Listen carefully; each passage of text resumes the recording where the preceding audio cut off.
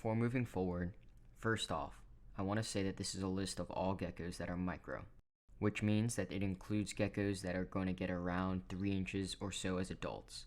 I'm not only counting Saurodactylus and Gonatodes, but there will be a lot on this list.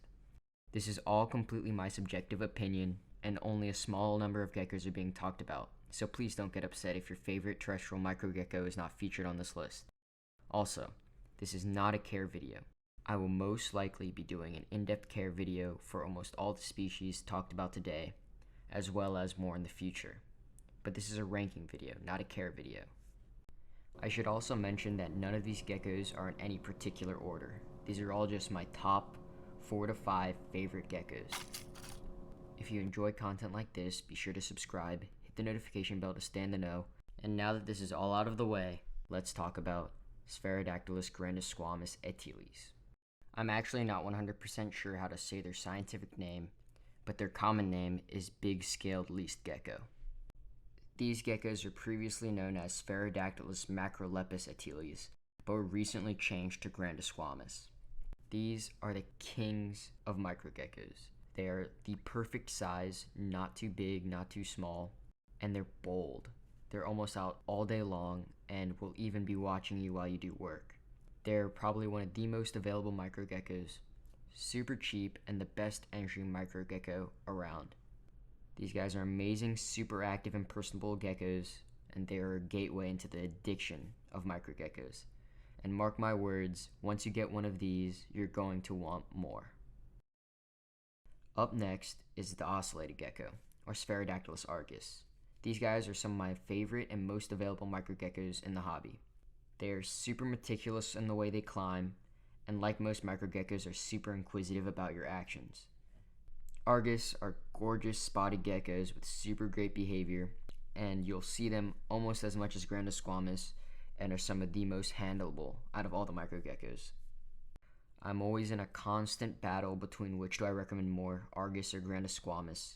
At the end of the day, I think I'm going to have to go with grandisquamus, but Argus is such a great gecko, and I think that should be everyone's second, maybe even first if you like the look more than grandisquamus.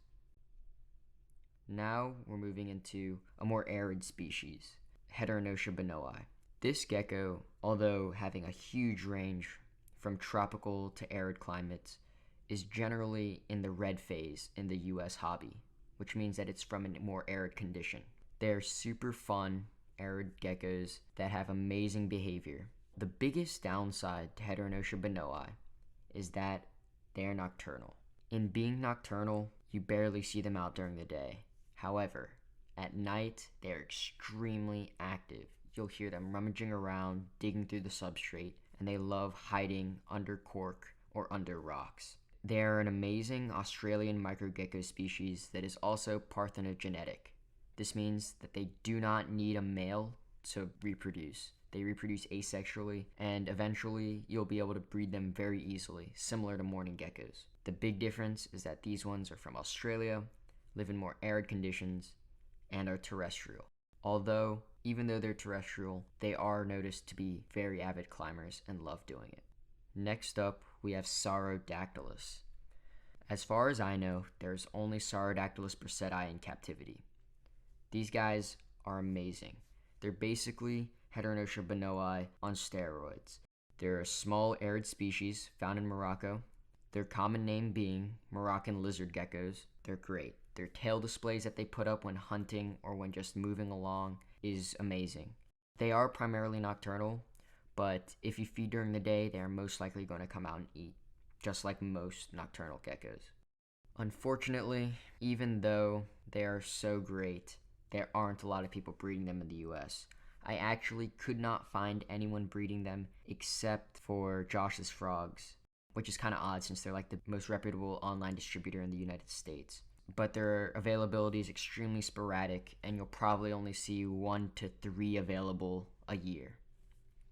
Now, those are the main 4 geckos that I'd recommend you get first.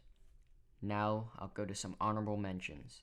Saurodactylus nicolesi is the second smallest gecko in captivity. If you want to have a super small gecko with a lot of personality, these are the ones that you should be getting. They're a little bigger than a dime, and are super easy to care for and can live in super small setup, like an 8x8x8. And these are the type of geckos that I'd be recommending for a cheese ball container. I always rant about it, but most geckos, especially morning geckos, because they get the worst rap around this, should not be going into cheese ball containers or something similar. However, Saurodactylus nicolzi is super small and can definitely thrive inside of a cheese ball container. So this is going to wrap up what I think are the best and meant for everyone. If you like this list, as mentioned in the beginning of the video, hit the subscribe button, tap the notification bell to stay in the know, and in the future I should be putting out a video on my favorite entry-level arboreal microgeckos. Thanks a ton for watching. Go get microgeckos.